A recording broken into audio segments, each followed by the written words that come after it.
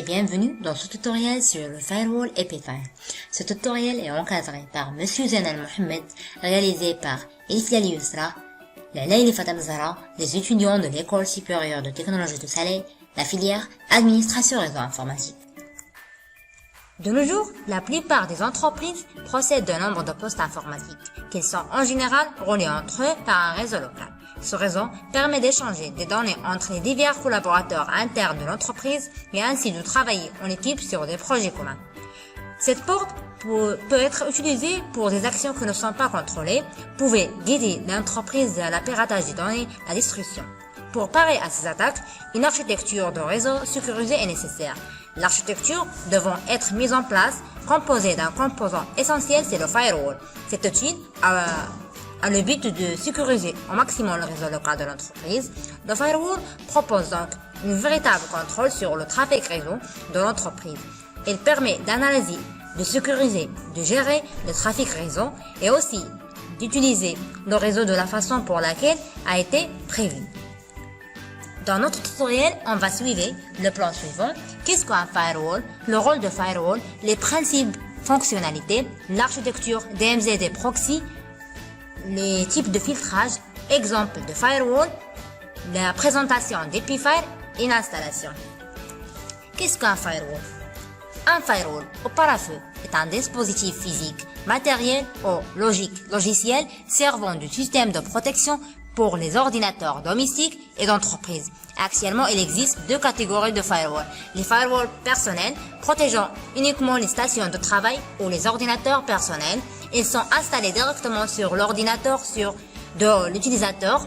Les firewalls d'entreprise installent sur des machines dédiées. Ce type de firewall est souvent placé entre l'Internet et un réseau d'entreprise afin de protéger ce dernier des différentes menaces d'Internet. Le rôle de firewall. Le firewall a trois rôles. Le premier, c'est le contrôle, gérer les connexions sortant à partir du réseau local.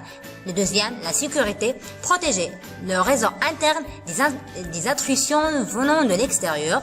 Le troisième, c'est la vigilance, surveiller, tracer le trafic entre le réseau local et l'Internet. Pour les principes fonctionnalités de firewall, le filtrage, l'authentification, la gestion des droits, le NAT et le proxy. Pour l'architecture de firewall, on va commencer avec le DMZ. DMZ, une zone démilitarisée, est un sous-réseau, se trouve entre le réseau local et le réseau d'extérieur. Parmi les propriétés de DMZ, les connexions à la DMZ sont autorisées en n'importe où. Les connexions à partir de la DMZ ne sont autorisées que vers l'extérieur. Parmi l'intérêt de DMZ, rendre les machines accessibles à partir de l'extérieur, la possibilité de mettre en place des serveurs DNS. Ce qui concerne le proxy, un proxy est un intermédiaire dans une connexion entre le client et le serveur. Le client s'adresse toujours au proxy. Le proxy est spécifique à une application de données HTTP, l'FTTP. Le proxy a la possibilité de modifier des informations d'échange entre le client et le serveur. Les types de filtrage. On a le filtrage sans état, stateless. C'est le filtrage simple. C'est la méthode de filtrage la plus simple et l'opère au niveau de la couche réseau et transport du modèle OSI. La plupart des routeurs aujourd'hui permettent d'effectuer des filtrages simples de paquets. Cela consiste à accorder ou refuser le passage de paquets d'un réseau à un autre en se basant sur l'adresse IP source destination, le numéro de port source destination et bien sûr le protocole de niveau 3 ou 4. Cela nécessite de configurer le firewall ou le routeur par des règles de filtrage généralement appelées des ACL, Access Control List. Ce filtrage simple, on peut dire que il est regarder chaque paquet à part et le comparer à une liste réglée préconfigurée, traitement identique pour tous les paquets IP. Ne regardez rien en mémoire implémenté sur les routeurs et le système d'exploitation. Et pour les inconvénients, on a plusieurs, il y a plusieurs inconvénients. Le premier, c'est utiliser un grand nombre de règles pour que le firewall offre une réelle protection, sensible aux attaques IP spoofing, IP flooding, attaques DOS. Et le troisième problème vient du fait que l'administrateur réseau est rapidement contraint à autoriser un trop grand nombre d'accès pour que le firewall offre une réelle protection. Par exemple, pour autoriser les connexions à Internet à partir du réseau privé, l'administrateur devra accepter toutes les connexions TCP provenant de l'Internet avec un port supérieur à 1024, ce qui laisse beaucoup de choix à une éventuelle pirate.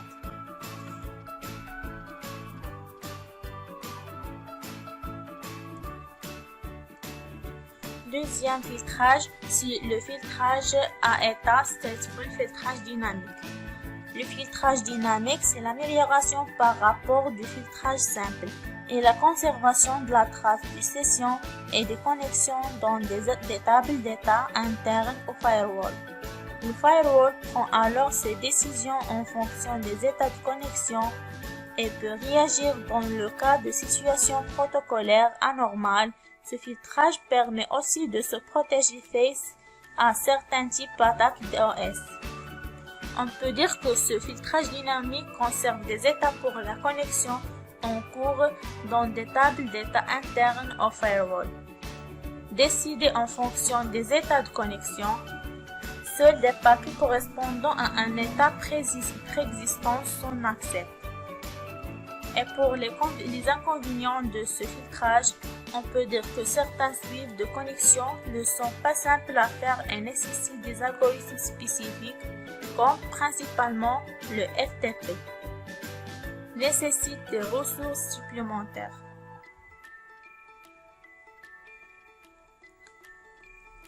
La troisième filtrage applicatif, firewall de type proxy. Ce filtrage réalisé au niveau de la couche application, extraire les données du protocole applicatif pour les étudier.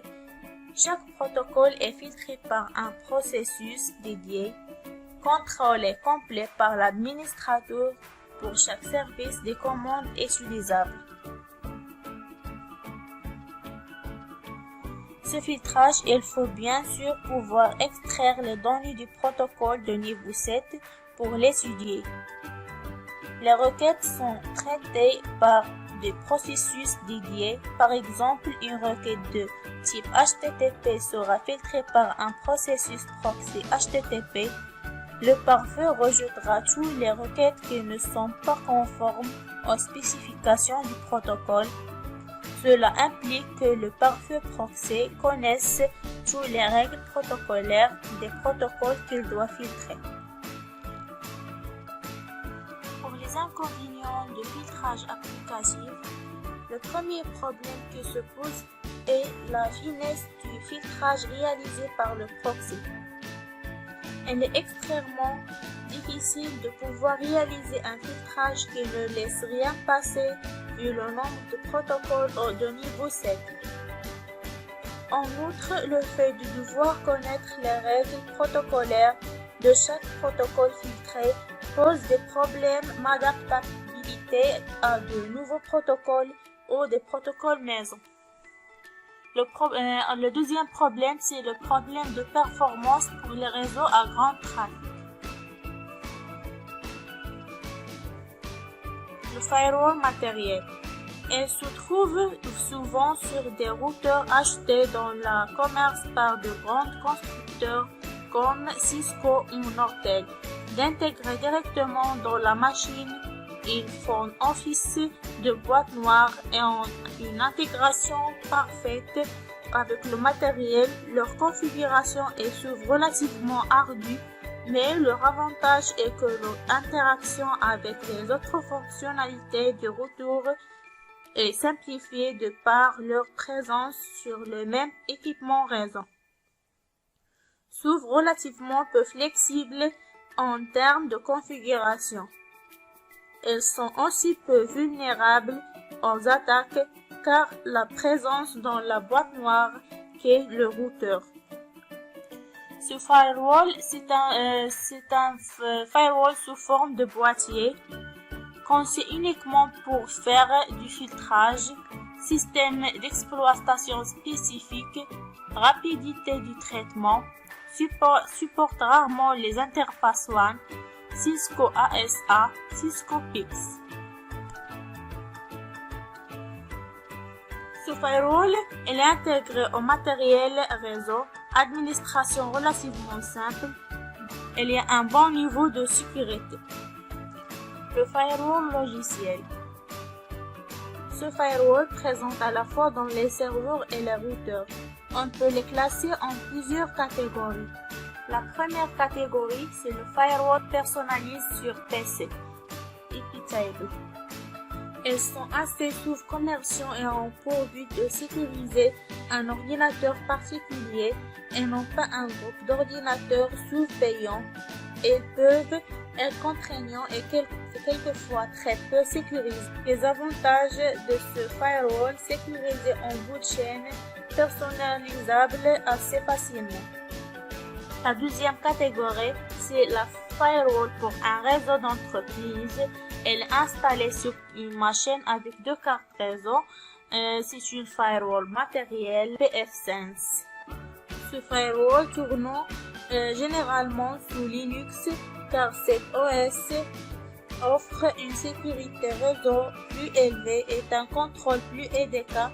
Elles ont généralement pour but d'avoir le même comportement que les firewalls matériels des routeurs, à ceci près qu'ils sont configurables à la main. La plus courante est Epitable, qui utilise directement le noyau Linux. Les avantages de ce firewall, elle est personnalisable, niveau de sécurité très bon.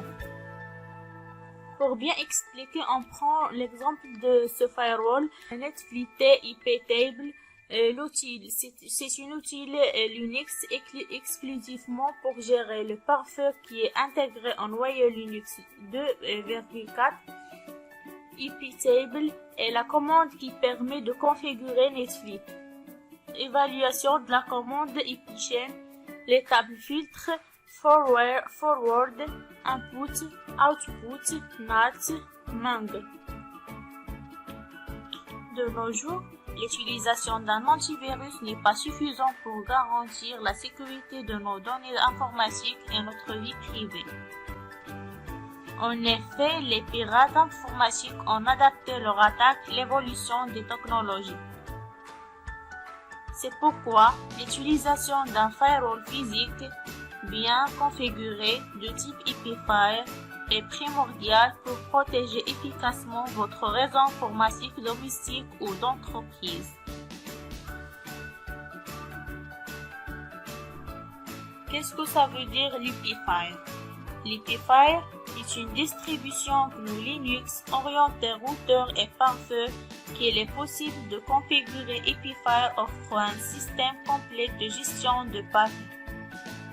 On peut ainsi disposer d'un système simple et léger qui agit comme un pare-feu ou l'équiper de nombreuses extensions. Elle peut donc s'adapter à différents scénarios. Enfin, les questions de sécurité sont rapidement résolues par les mises à jour. Dans la suite de notre tutoriel, nous expliquons comment installer et configurer l'Epifire. Pour cela, on va créer une machine Epifire, ajouter une nouvelle. On va la nommer Epifire 1.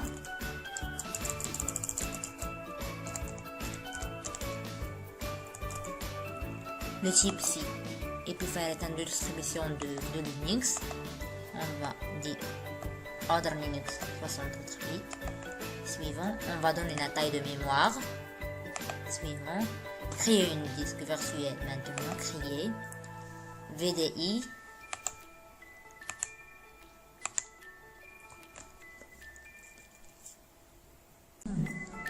On a fait la configuration de cette machine.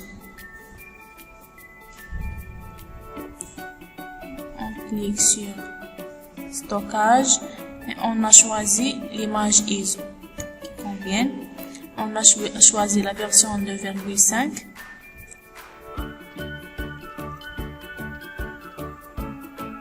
Et on a choisi deux interfaces. La première interface pour accès PowerPoint et la deuxième interface.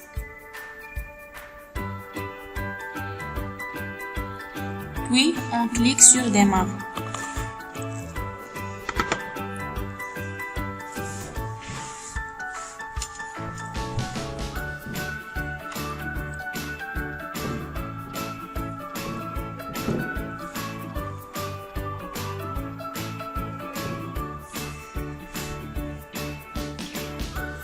Ici, vous vous trouvez dans le menu d'installation d'EpiFire lors de votre première installation avec l'ISO.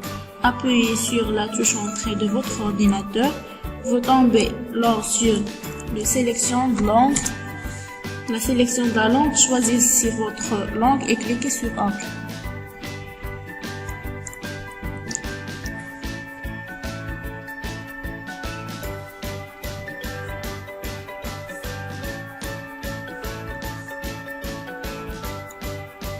Choisissez votre langue et cliquez sur OK. Sur cette page, vous verrez un écran de bienvenue dans votre langue. Vous serez informé d'un message. Vous demandez la création de parution. Sélectionnez Yes ou Non. On a choisi Yes.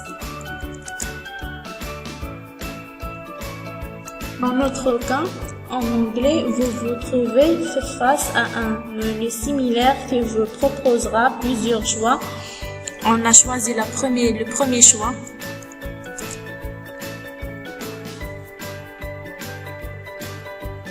Maintenant, le système d'apparition formate votre disque dur.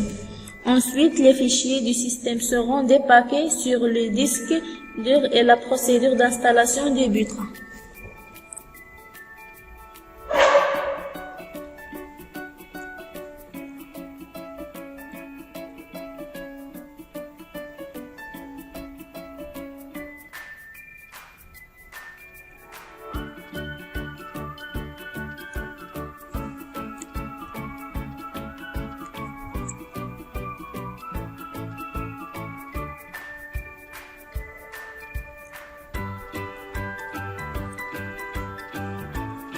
On clique sur OK et après la procédure de dépackage, vous tombez sur ce menu.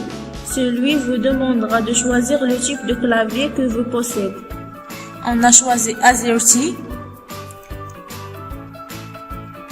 c'est-à-dire la langue en français.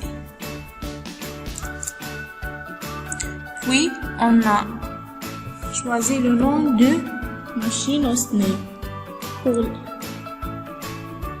Après redémarrage d'EpiFire, vous arrivez sur une page qui vous demande simplement de choisir le nom de domaine de votre machine. Alors ici, je vais préciser certaines choses. Quand vous créez un réseau, un site internet en local, il est important de signaler que vous hébergez votre page internet sur votre machine de la demande.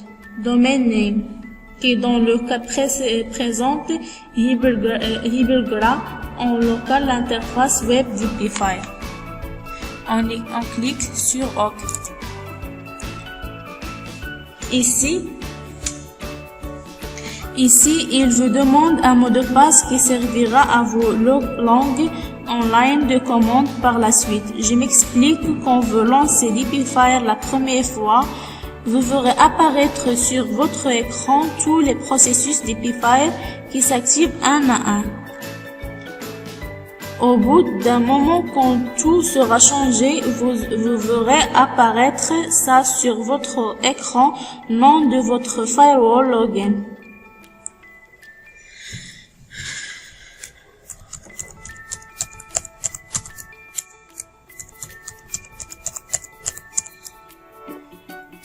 On clique sur OK et ensuite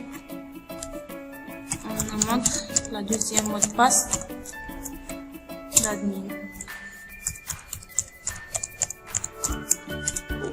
On clique sur OK.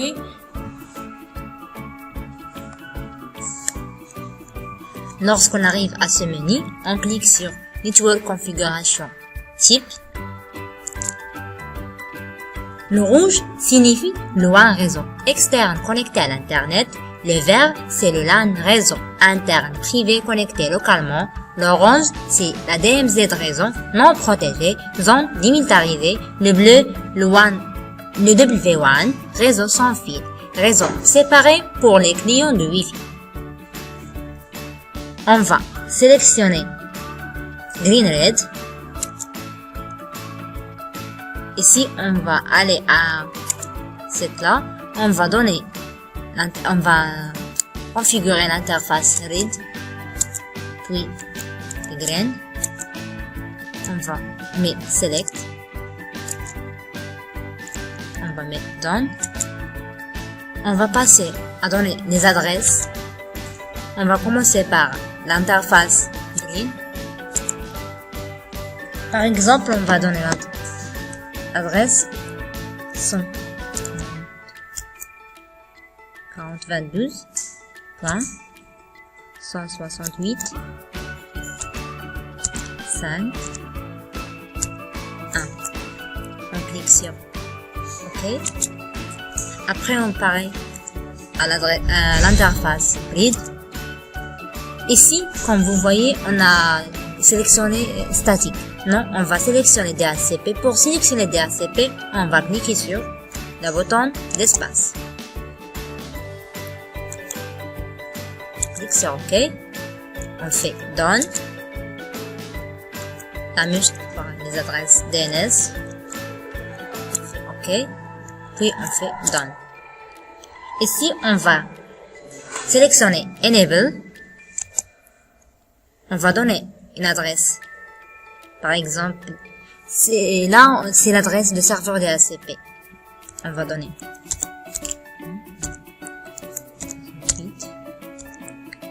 540 et on va donner 140.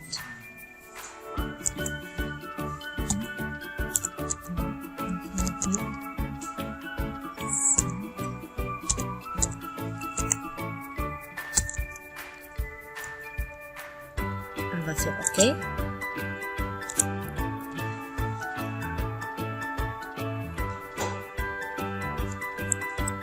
On attend un petit peu.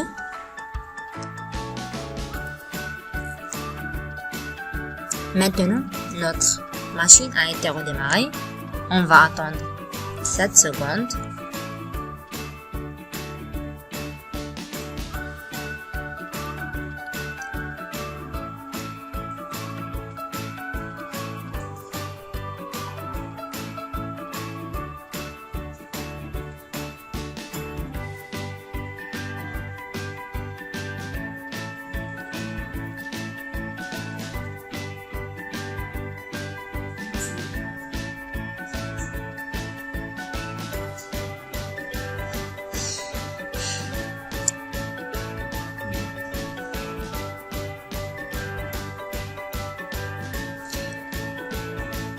Ici, il nous donne Epifire Login.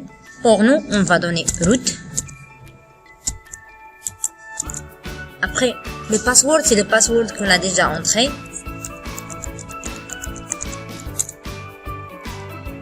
On va faire Epifire. Non, Epiconfig.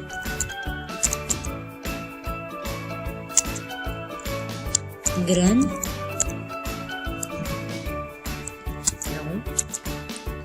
Non, c'est if config. Grain. Voilà l'adresse qu'on a déjà donnée à l'interface 0. Elle est là. À l'interface green, je m'excuse. Maintenant, on va faire la même commande. On va pareil à l'interface red. Voilà. Il a donné une adresse